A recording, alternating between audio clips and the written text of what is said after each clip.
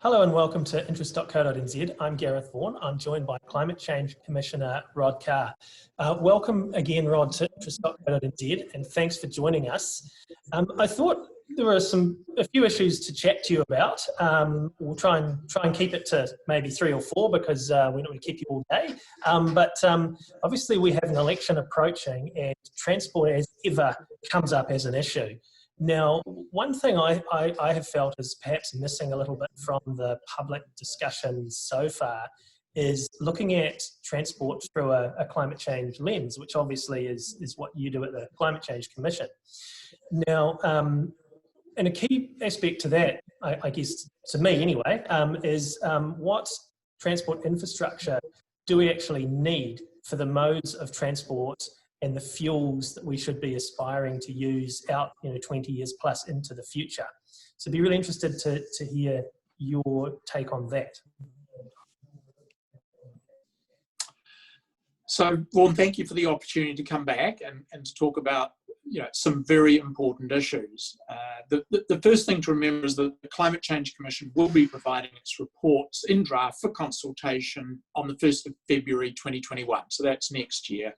And transport is one of the issues that the climate change needs to factor into the emissions budgets, which it will be advising government on, and particularly the emissions reduction plan that will support us being on track to achieve our domestic and international targets.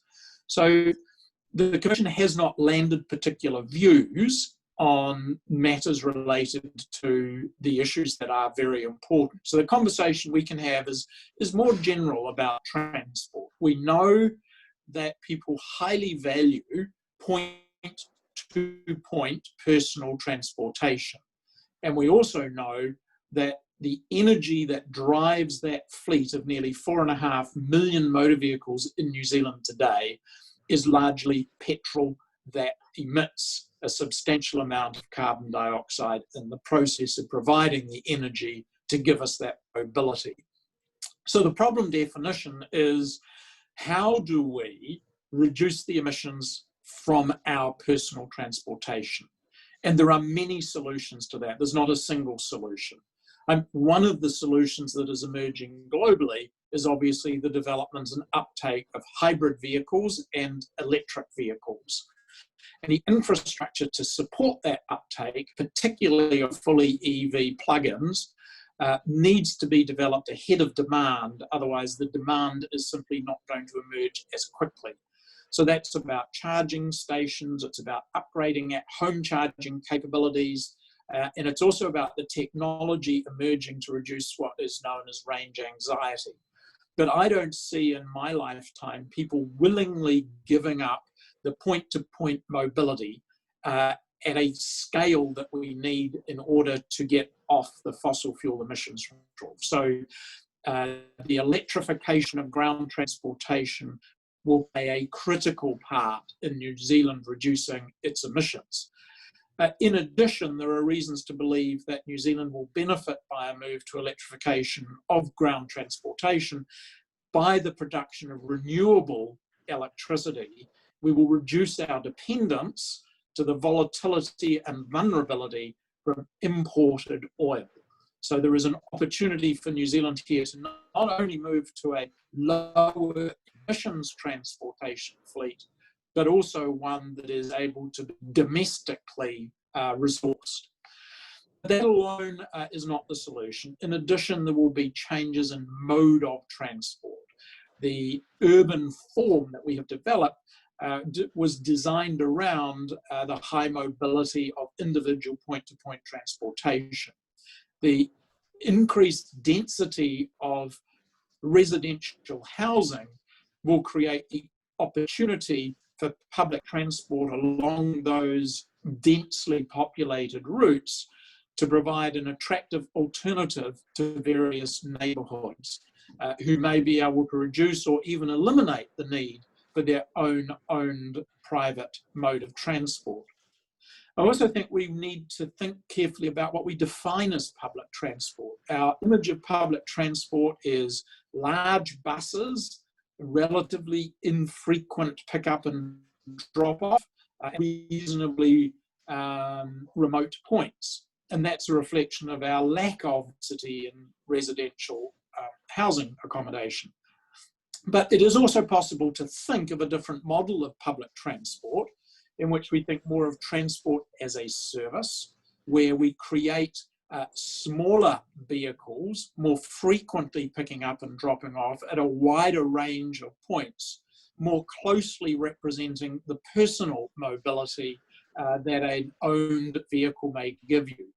So transport as service, we've come to assume means trains and buses rather than personal vehicles. And there may be emerging technologies closer to the middle of this century that allow drones or autonomous vehicles to increase both the frequency of publicly provided transport services, but also the pick up and drop off points, which would be available and accessible. So urban form matters a lot, where we build, what we build, so that we can live close to alternative modes of transport.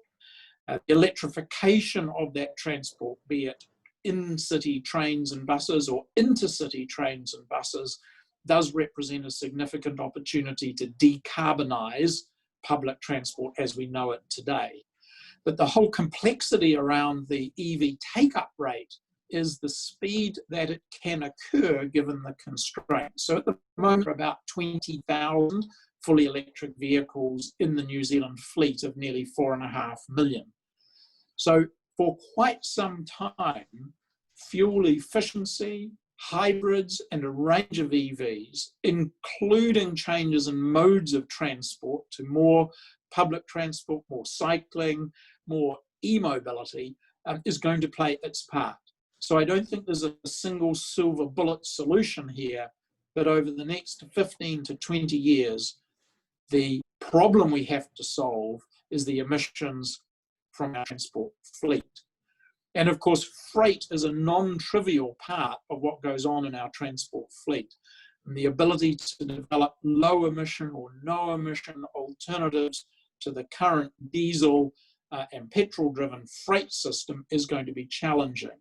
There may be ways in which we can increase the utilization of existing capacity. Often our vehicles are full on a journey out, but not necessarily on a journey back. And that may be about information asymmetries. It may be about the fragmentation of the ownership of the freight fleet.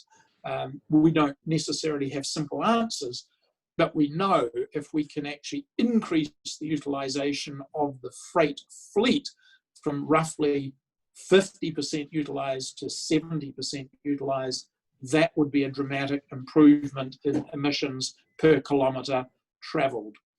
In addition, if we can get to the point where people choose multi-modes, rather than just being a user of public transport or a private vehicle, maybe 1 day a week people choose to take public transport. Maybe 2 days a week they choose to work from home. There will be options here to reduce emissions that aren't necessarily about eliminating emissions, but at least it's a pathway to reduction. Now, you talked a lot there about electrification. That does seem to be the key in the medium term. We're still going to need roads and rail tracks and the like, aren't we? Correct. We are indeed. We have to remember it's not the roads that cause the emissions here.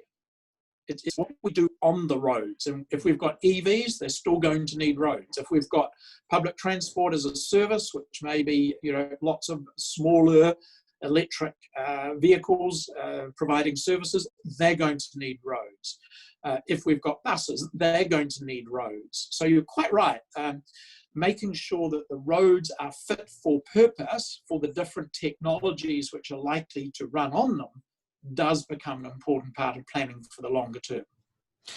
Thus far, you've primarily talked about land transport, but obviously there's air transport and boats and ships and the like as well, which is important both for freight and travel and tourism.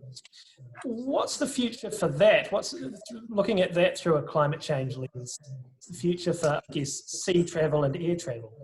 Right. So let's break air travel into short haul and long haul. There are some emerging pilots, and that's all they are, about short-haul electric flight. The challenge is the density of energy in a battery relative to its weight makes lifting batteries for flight challenging with known technologies today. However, for short haul, it is conceivable that, say, a Cook Strait hop by electric plane may be something that is available by 2030 or some time like that. So we have to be realistic about how long it takes, what it might do, how effective it might be, what kind of volumes it might move. Longer haul, biofuels appears to be the only likely way of getting CO2 emissions out of long haul air flight. And it is likely they will be more expensive because biofuels do not have the externalities of dumping ever-increasing amounts of CO2 into the atmosphere. It may well be the case that while mass market, long-haul, high-volume, low-margin tourism is going to be a feature of our history, not of our future, it is still conceivable that tourists will come to New Zealand and will arrive here and leave here on flights that are fueled by biofuels rather than fossil fuels. In the case of New Zealand, it's interesting to remember that in 1980, we had about 400,000 international visitors, and by 2018, we had 4 million. So New Zealand recently, as in its last 40 years, developed that mass market, long-haul, low-margin tourism sector. COVID has essentially chopped it off at the ankles. What we need to do is make sure that the sector we rebuild is fit for purpose in the 21st century in a thriving, climate-resilient, low-emissions Aotearoa. When it comes to marine, we're already seeing some experimentation with electric marine, the electric tug, and potentially electric short in-harbour ferries. My understanding is the technology for the Cook Strait ferries is likely to mean that we are unable to use electric for that route, but certainly New Zealand Rail is looking for a much reduced carbon footprint from the replacement ferries, which it is currently in the market for. And hopefully we'll keep open all the options of moving to biodiesel at an appropriate time to even further reduce that carbon footprint. Long haul sea freight, it looks like could be hydrogen as an option. But again, early technology, and you wouldn't bank on that much before the middle of the next decade. Okay, we'll move on now. Obviously, Tiwai Point has been in the news a lot of late with the aluminium smelter there looking set to close. It uses around 13% of the electricity that New Zealand produces. So there's an opportunity to use that for something else. So I'd be interested in your view on what else that electricity should be used for. So it is pretty well canvassed in the media that the Manapuri Dam provides the equivalent of about 13% of New Zealand's electricity output today. The work that the interim Climate Change Committee did indicated that if we were to substantially electrify low temperature industrial process heating, as well as a substantial part of ground transportation, as well as commercial and residential space heating. So all of those are known technologies today that we would need to nearly double our electricity generation within the next 20 to 30 years. And to do that from renewables would require quite a substantial investment in new wind farms, solar arrays, geothermal, as well as additional hydro. So there is no doubt that electrification requires the investment in new infrastructure. The Manapuri output which is about 500 megawatt hours or some order of magnitude of that sort, could almost all be absorbed in the electrification of the South Island. So if you were to electrify low temperature processed heat in the dairy factories and the glass houses, and do that at a cost-effective point for electricity, and you were to electrify a reasonable chunk of ground transportations, trains, buses, and motor vehicles, and you were to electrify residential and commercial heating of spaces, then a large proportion of the leftover power with Tiwai's departure could be absorbed in the South Island. We do need to address the issue that hydro, while beautifully renewable, is not infinitely expandable. There are only a limited number of places and spaces that can be dammed, and an even smaller proportion that New Zealanders tolerate being dammed. So we cannot keep expanding hydro forever. We need to make efficient use of the energy that we already generate. And that's why home insulation and other energy efficiency uses are critical in our own energy pathway and planning. Further, we've seen some conversations about the problem of the dry year, when there is not enough inflow into the hydro lakes to offset the winter use.